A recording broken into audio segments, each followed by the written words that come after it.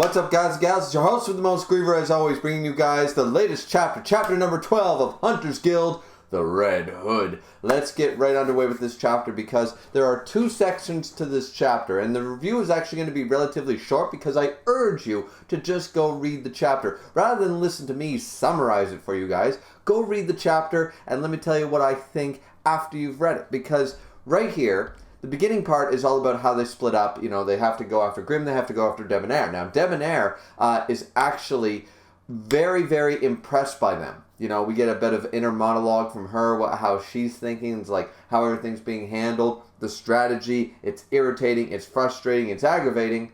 Well done, I love it, you know. So she's definitely like the testing one. She's the one who wants people to succeed, wants them to figure it out. They know that she's an instructor. They are betting on the fact that she won't go all out to try to kill them or anything. She's an instructor. This is an exam. The point is not to kill someone. This is not life or death, right? So they're taking advantage of that fact and they keep moving forward. The problem is, Debonair is saying that, you know, using the hunting to save lives and using the hunting to this advantage, this is what makes a hunter a hunter. This is fantastic. Well done.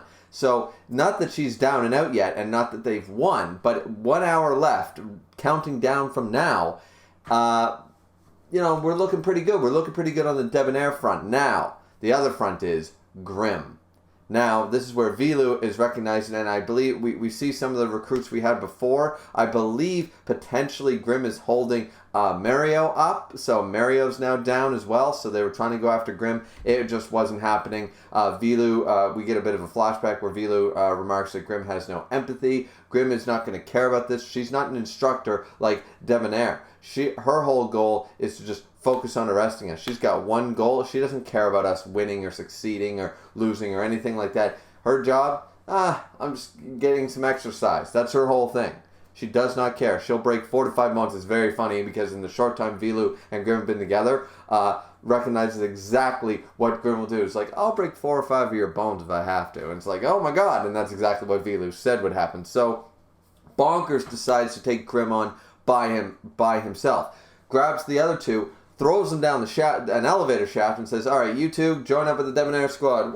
I'll hold her off. So, in the end of the day, Vilu recognizes exactly what's been going on, and Grimm starts reading about a report about Bonkers, saying that you don't actually want to pass the hunter exam, do you? You've taken this exam 5 times now, failed 4 of them on purpose. You've always failed at the last minute. So what the hell is going on? Now, Vilu, of course, gets up with the other one, the circus wire girl. I forget her name. But they both get up and they're like, all right, spill the beans. Was Grimm telling the truth? It's like you've done a background check. It's like you're failing on purpose. So why? Why are you here sort of idea? And in the end, free room and board.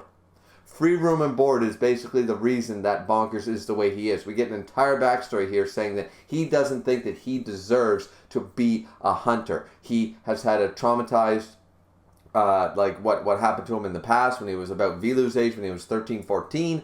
There was a situation at his wealthy family estate, and now he doesn't believe that he should be, like, he's done too many shady things. He's no hero. He views hunters, he puts hunters on this pedestal of being a hero, and he believes that he's done, his hands are too muddy. You know, his boots are full of mud, his hands are full of blood. He can't do it, right? He doesn't deserve to even attempt to go up there because he's dirty, right? That's sort of his outlook. That's his very pessimistic outlook. Like, and we see a really cool design in the flashback. We see this double-headed giant. It's got 3 legs, 2 arms, 2 heads, huge spikes all over its body. We just get a silhouette of it. It looks massive, but apparently the town that Bonkers was living in when he was a teenager was reduced to almost rubble.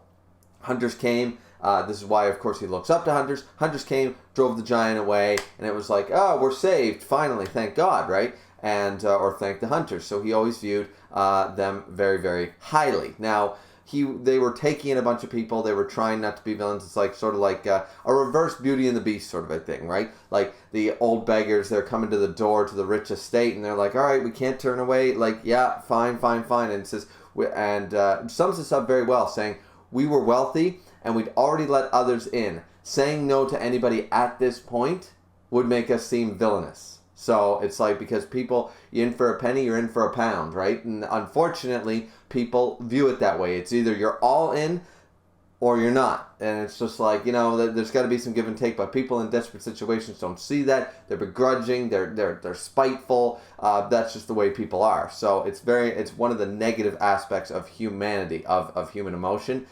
We're not exactly the nicest people when we're desperate. So, but Bonkers at this time, is like, okay, they can use my room, anybody, blah, blah, blah, we'll let anybody in.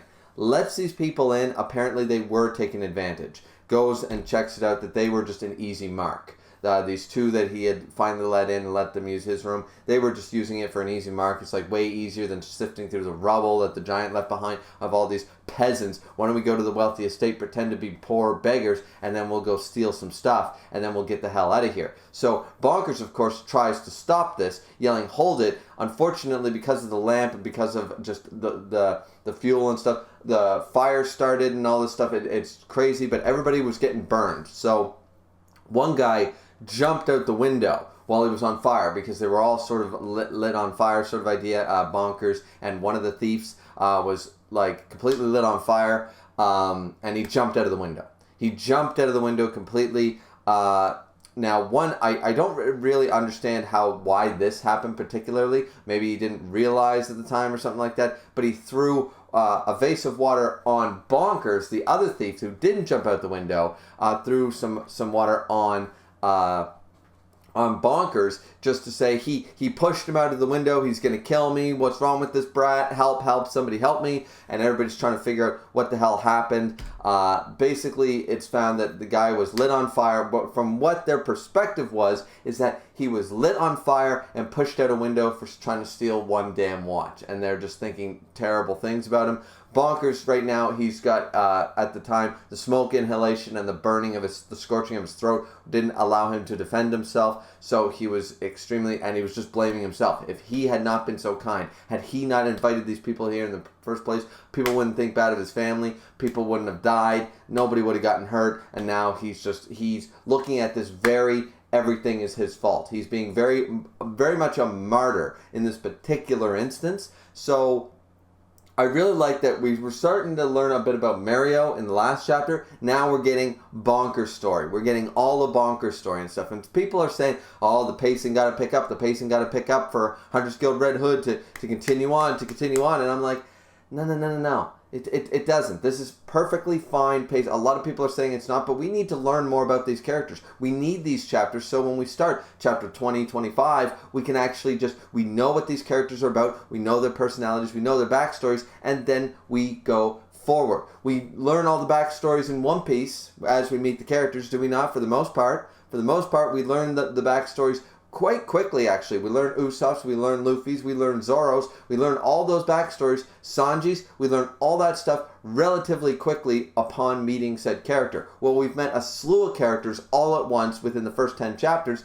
We're going to have to take some time. We're going to have to take a couple chapters to make this happen. And Bonkers' backstory is actually quite interesting. Did not expect him to be the rich kid sort of idea. And actually, ironically, he's only 23. But he said that he's had to take on, be in some shady societies. He's had to be like debt collectors and stuff like that. And he's in a bad way. He's had to do some things he doesn't want to discuss or talk about, so he knows he has no right to be a hunter, because to him, a hunter is a hero and a good person. He thinks himself as a bad person, of someone who's not allowed to even think about becoming that stuff. So he even says that if he could take the training and stuff, it's half a year, the debt collectors don't come after him at the ironworks, etc. He gets free room and board as long as he keeps trying the exam. Now that he's been found out, I guess the gig's up, and he's like, well, all this training hasn't been a waste. I guess I'll become a mercenary or something like that. But he then says, sort of not fourth wall breaking, but basically says, if life is one grand story, then I'm the guy holding the main character back. I'm not even a main character of my own story. I'm the guy who brings down the main character, and that's just not right. So I'm just going to fade away, I've got no business being a hero. I don't want to, fate didn't allow that. Destiny didn't allow that. I'm just not going to be a hunter. I'll never be a hunter. I'll never be a hero. Of course, Vilu comes out and he's just like, listen, you ain't a jerk.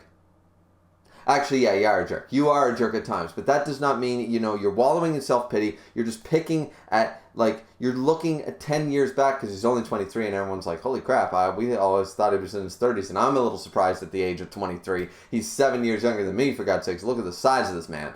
But he basically says, like, yeah, but all you're doing is you're allowing that one traumatic thing that happened in the past that realistically wasn't your fault, and you've allowed that to dictate the last 10 years of your life.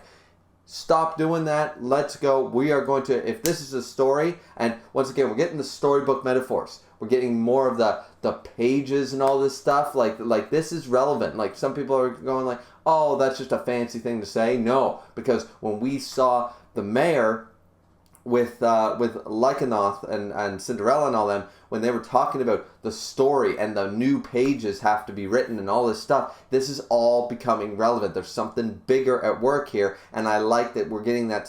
Like, you might not notice it at first, but then when you think about it, it's a bit of a callback that they keep talking about storybooks, fairy tales, writing new chapters. And Vilu says here, if this is a story, then write a new chapter for yourself. Let's go. Bonkers, you and I, we are going to become hunters today.